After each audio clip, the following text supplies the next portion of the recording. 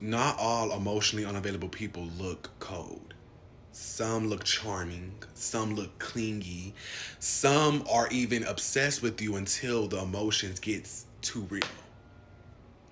Let's talk about emotionally unavailable placements. Let's get into it and break it down. Are these red flags?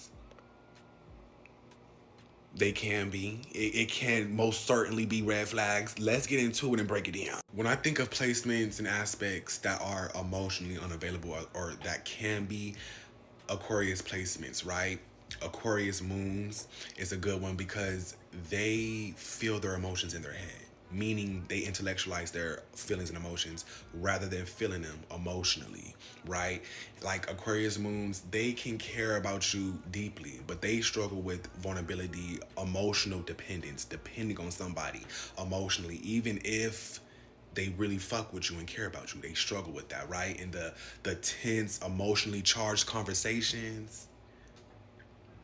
Aquarius moons, they're the type to rationalize, detach, and they probably are gonna need space. More often than not, they're gonna need space. A lot of it, especially this next placement, okay?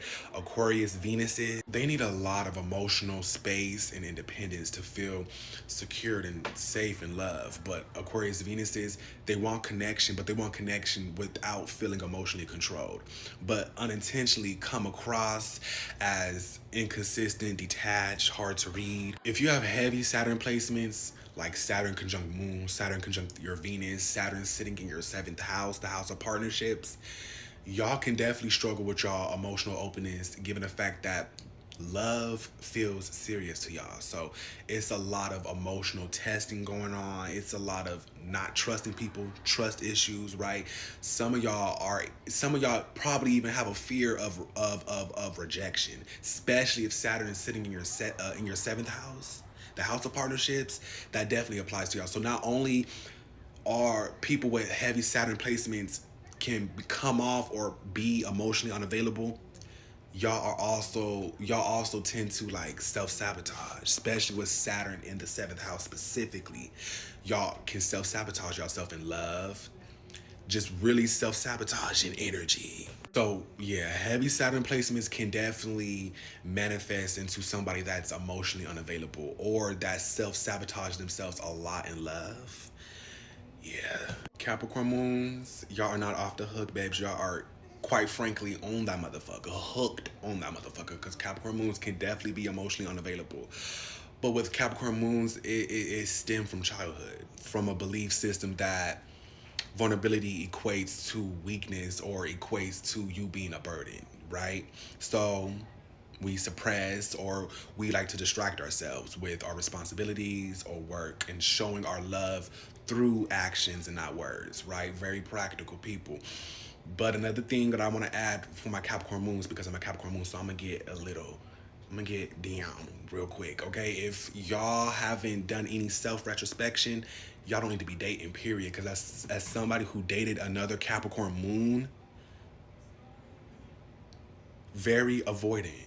It's like it's very avoidant, voided as fuck. Emotionally unavailable, avoidant personality styles. Yeah, yeah. So if you haven't even done self retrospection to begin healing, Capricorn moons don't need to date. Period. And that's a personal take.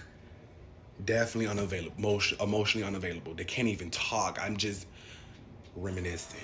Gemini Venuses, I would say that they're emotionally unavailable. Not instant though, because Gemini Venuses, y'all be falling in love quick as fuck. Gemini Venuses, they can fall in love quick, but staying emotionally present and being emotionally present through the duration of your situationship or your relationship, if it's a real thing, that's the challenge. They need mental chemistry, okay? They need stimulation. They need novelty, variety, right? The same thing every day, the very mundane, very mundane is not it for them. Okay? Plain Jane is not it for a Gemini Venus. It's no shade. Be eccentric, be different. No shade. If you're not that, they're gonna become emotionally unavailable. They don't start off emotionally unavailable. They become emotionally unavailable. No shade. Gemini Venuses, no shade to y'all.